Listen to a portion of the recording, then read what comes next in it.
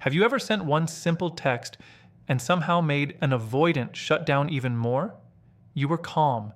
You were honest. Maybe you were even trying to fix things, but instead of opening up, they pulled away. They got colder, slower, more distant, and suddenly you were left staring at your phone, wondering what you did wrong. If that has ever happened to you, stay with me until the end of this video, because what you are about to understand can completely change the way you communicate with someone who keeps their heart behind a wall. And once you see what is really happening inside them, you will stop making the mistake that pushes them further away and start speaking in a way that actually reaches them. Because here is the truth most people never learn in time.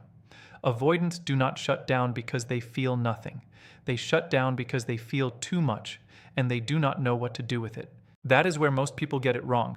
When someone is distant, inconsistent, emotionally hard to reach, the natural human reaction is to chase clarity, to ask more questions, to push for answers, to seek reassurance, to try to force emotional honesty, and from your side, that feels reasonable. It feels fair. It feels like love trying to survive. But from the avoidance side, that same energy often feels like emotional pressure, and pressure is the one thing their nervous system has been trained to escape. That is why they disappear in the middle of something meaningful. That is why they read your message and do not know how to respond. That is why they care, but still act like they do not. And if you do not understand this, you will keep taking their silence personally when, in many cases, it is not personal at all. It is psychological. It is protective. It is survival dressed up as distance. An avoidant person usually did not wake up one day and decide to become emotionally unavailable. That wall was built over time, maybe through rejection, maybe through emotional neglect, maybe through growing up in an environment where feelings were unsafe, ignored, punished, or simply never understood. So they learned something dangerous very early. Needing people can hurt. Depending on people can disappoint. Opening up can cost too much. So now, even when they genuinely like someone, even when they deeply feel the connection, part of them still reacts as if closeness is a threat. And this is where human psychology becomes so important.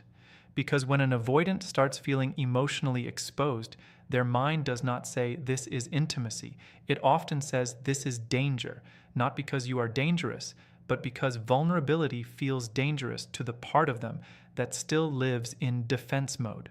So what do? They delay replies. They act busy. They become vague.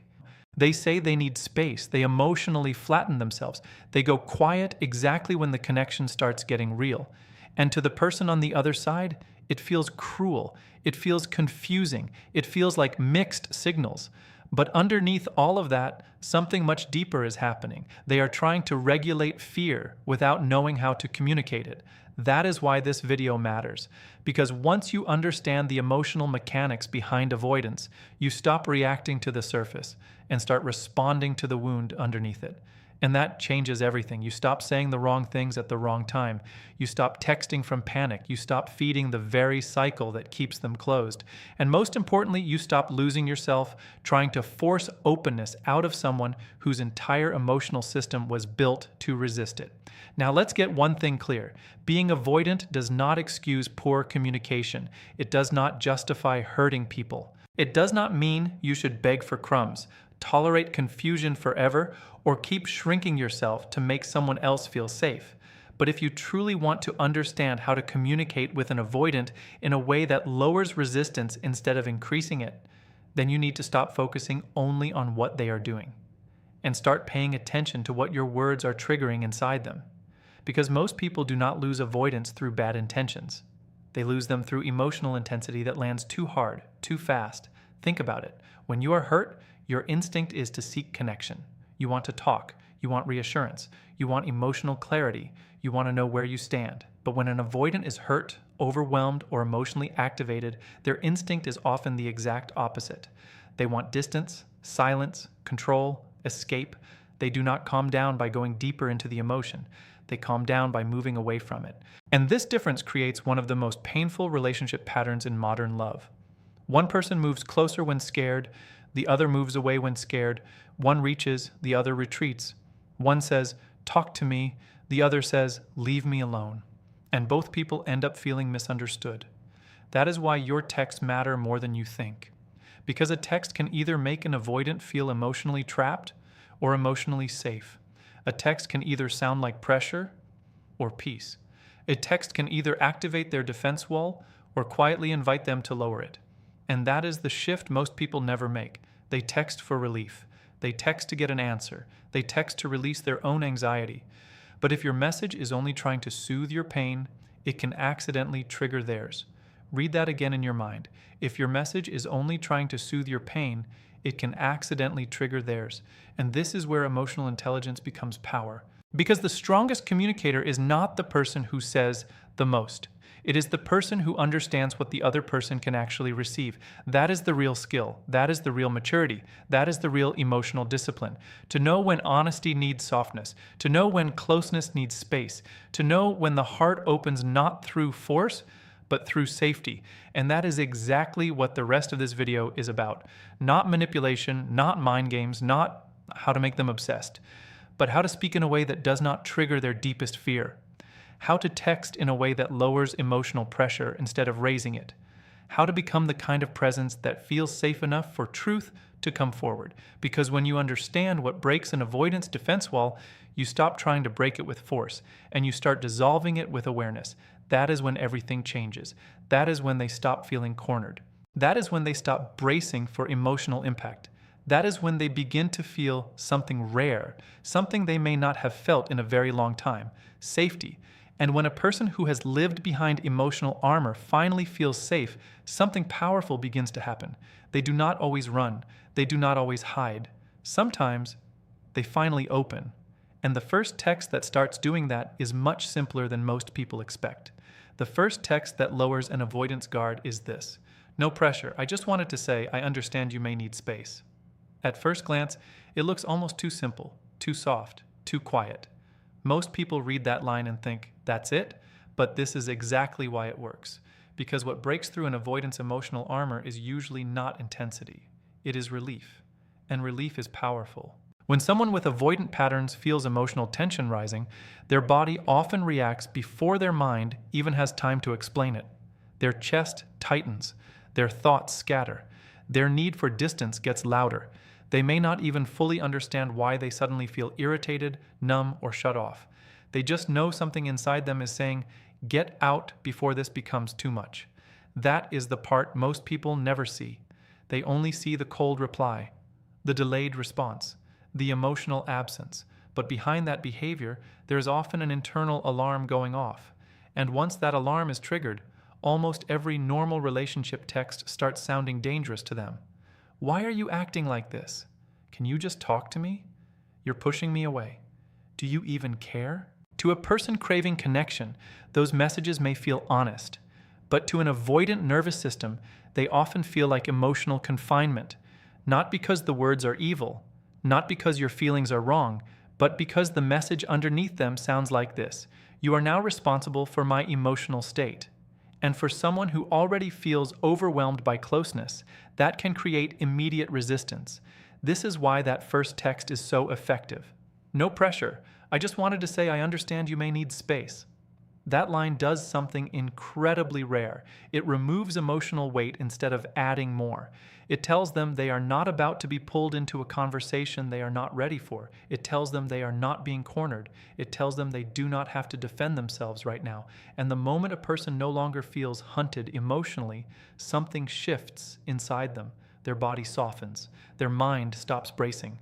Their defenses do not have to work as hard. That is the hidden psychology behind this. People open up when they feel safe enough to stop protecting themselves, not when they feel forced to perform closeness, not when they feel punished for shutting down, not when they feel chased into vulnerability. Safety first, openness second.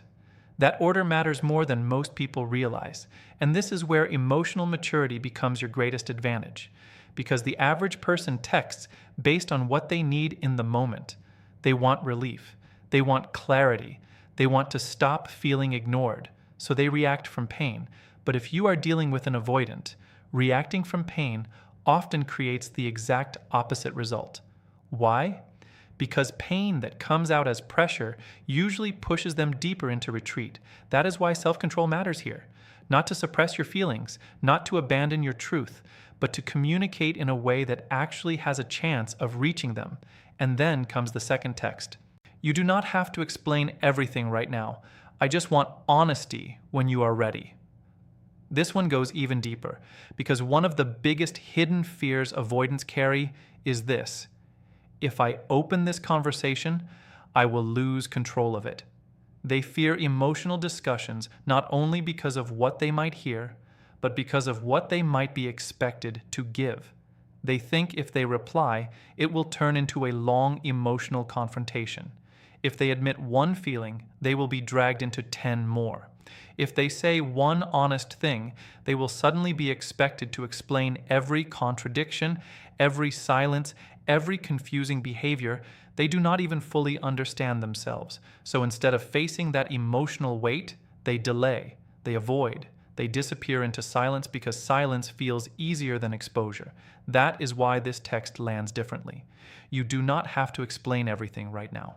I just want honesty when you are ready. This line removes the burden of immediate emotional performance. It does not say, talk now. It does not say, fix this right now. It does not say, prove yourself. Instead, it sends a much more powerful message. I am not trying to force your heart open. I am simply making room for the truth when you can handle it. And that changes the emotional temperature completely. Because for someone who is used to relationships feeling like pressure, urgency, or emotional overload, this kind of communication feels unfamiliar in the best way. It does not pull. It does not demand. It does not create panic. It creates breathing room. And breathing room is often what allows honesty to exist. Think about that. Most people believe closeness is built by talking more, pushing harder, demanding clarity faster. But with emotionally defended people, closeness is often built in reverse. It grows in the spaces where they no longer feel forced to protect themselves. That is why these texts are not weak. They are strategic. They are emotionally intelligent. They are built on understanding how the human mind responds to fear. Because fear does not disappear through force. It dissolves through safety, patience, and emotional steadiness. And that is the deeper lesson here. When you stop texting to control the outcome, your energy changes. When you stop trying to pull answers out of someone who is in defense mode, your presence changes. When you stop speaking from panic and start speaking from grounded emotional awareness, the entire dynamic begins to shift. That does not mean every avoidant will suddenly transform overnight. It does not mean every silence will turn into vulnerability. And it definitely does not mean you should keep waiting forever for someone who refuses to grow. But it does mean this: if there is still a real emotional connection underneath their distance, these kinds of messages give it a chance to breathe. They do not guarantee love, they do not guarantee effort, but they remove the emotional static that usually blocks real communication before it even begins. And that matters, because a lot of people never get the truth from an avoidant, not because the truth does not exist, but because the environment never felt safe enough for it to come out. That is what these first two texts begin to create: an environment, a feeling, a signal, a silent message that says you are not under attack here. And once someone starts feeling that, the wall does not always come down all at once. Sometimes it happens quietly, slowly, piece by piece. A softer reply, a more honest sentence, a little less distance, a little more presence. That is how guarded hearts begin to move, not through emotional force, but through emotional permission. And once that permission is felt, something even more powerful becomes possible. Not just less resistance, but real emotional safety. And once that sense of breathing room begins to exist, something deeper can finally take shape. Not just distance without conflict, but connection without fear. This is where most people either build something real or lose it completely without even realizing why. Because removing pressure is only the first step. What comes next decides everything. Now it becomes about emotional safety, not the kind people talk about on the surface, not soft words that hide tension underneath. Real safety. The kind that tells someone, without saying it directly, you are not walking into a fight. And that is where the third message comes in. I am not here to fight you. I just want to understand you better. This sentence may look calm, but it carries a strong emotional signal. It shifts the entire meaning of the interaction. It tells the other person that this is not about blame, not about proving who is right, not about exposing mistakes. It turns the moment into something quieter, something less threatening, because many emotionally distant individuals expect conflict the moment feelings are brought up. They have learned that emotional conversations often turn into arguments, criticism, or disappointment. So before anything even starts, their mind prepares for defense. They get ready to protect themselves from being judged, misunderstood, or pushed into something they cannot handle. That is why they withdraw early, not always because they do not care, but because they expect the situation to become heavy.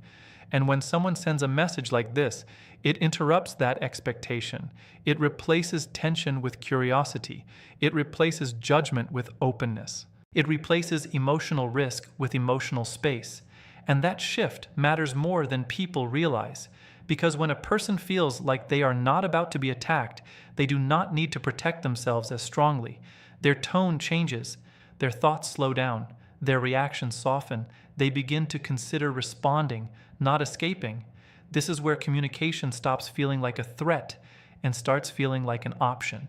And that is a powerful place to be, because real openness never grows in an environment where someone feels like they have to defend themselves. It grows where they feel like they can be seen without being torn apart. And that leads to the fourth message. You do not have to be perfect with me. You can just be real. This one touches something deeper than logic. It speaks directly to the hidden fear many guarded people carry inside, the fear of being exposed as not enough, the fear of being judged for their confusion, the fear of being seen in a state where they do not have everything figured out. So instead of risking that, they stay controlled, they stay distant, they stay silent, because distance protects their image, silence protects their flaws, and control protects their emotions from being fully seen. But behind that controlled version of themselves, there is often a side that is tired of pretending, tired of holding everything in, tired of never being fully understood. Yet at the same time, they are afraid that if they show that side, it will be rejected. So they stay behind the wall, not because they want to, but because they do not feel safe enough not to. And this is where this message creates a shift. You do not have to be perfect with me. You can just be real. It removes the pressure of being emotionally flawless. It removes the expectation of having the right words. It removes the fear of saying something imperfect and being judged for it. Instead, it creates permission. Permission to be unsure, permission to be messy, permission to be human. And when someone feels that kind of permission, something inside them starts to loosen. Because for a long time, they may have believed that being accepted requires being controlled, distant, or emotionally guarded. They may have learned that showing too much leads to disappointment, so they train themselves to hold back. But when they hear something that tells them they can be real without losing respect, it challenges that belief. It gives them a different experience, an experience where vulnerability does not immediately lead to consequences. And that is rare. That is why these words carry weight, because they do not try to force anything. They do not demand immediate openness. They simply change the emotional environment. They make it easier to take one small step forward instead of 10 steps back.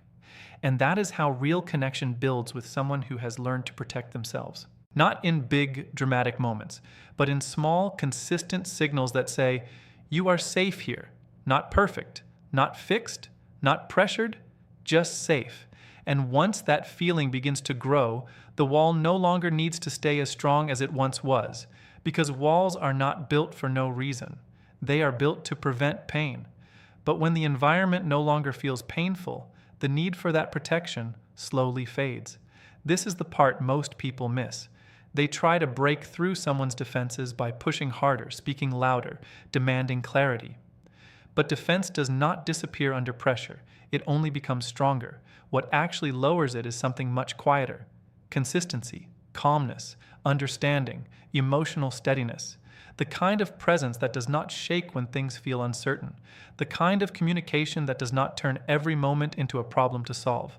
The kind of energy that feels grounded instead of reactive. And when someone experiences that again and again, something changes inside them. They start to feel less threatened, less guarded, less controlled by the need to escape, and more open to staying, more open to sharing, more open to letting someone see what is really going on inside.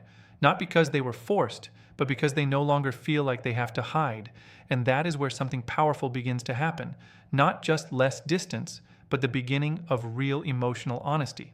The kind that does not come from pressure, but from trust. And when trust begins to take root, something very quiet starts to happen inside a person who once kept everything locked away. It is not loud. It is not dramatic. It does not look like a sudden transformation. It feels more like a pause, a moment where they no longer feel the need to run. This is where the final message carries its power. I know there is more on your mind than what you say. When you are ready, I will listen. This sentence does something most communication fails to do. It sees without forcing. It acknowledges without accusing. It creates space without withdrawing care. Because one of the deepest struggles inside a guarded person is this silent conflict. They often have thoughts they cannot easily express, feelings they cannot organize, emotions they cannot translate into words without feeling exposed. So they say less than what they feel. They show less than what exists inside. They keep things simple on the outside while something more complex lives underneath.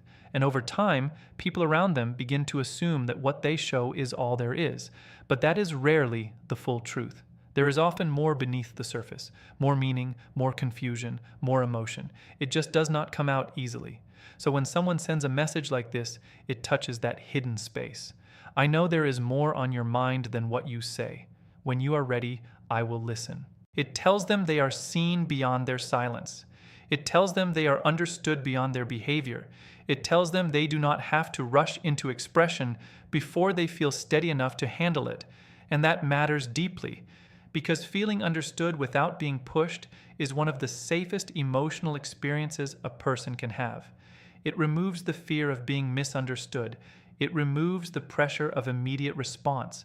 It removes the weight of having to perform emotional clarity on demand.